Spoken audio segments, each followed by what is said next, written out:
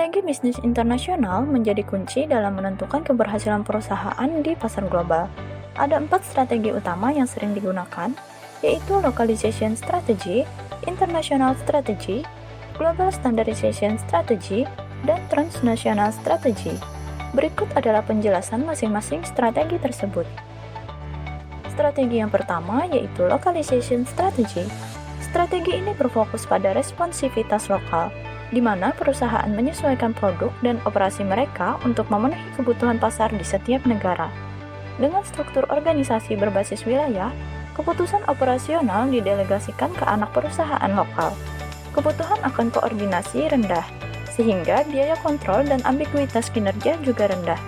Namun, strategi ini kurang memanfaatkan skala ekonomi dan transfer kompetensi inti.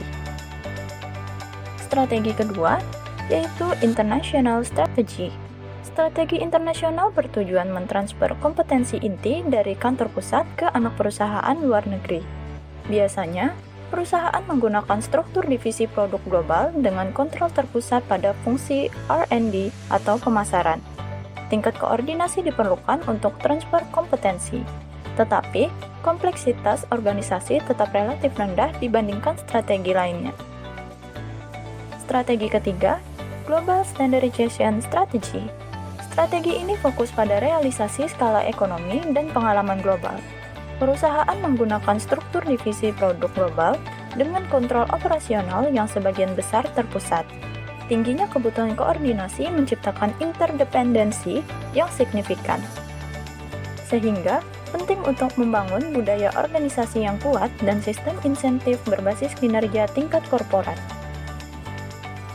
Strategi yang keempat, Transnational Strategy. Strategi transnasional mencoba menggabungkan manfaat dari skala ekonomi, responsivitas lokal, dan pembelajaran global.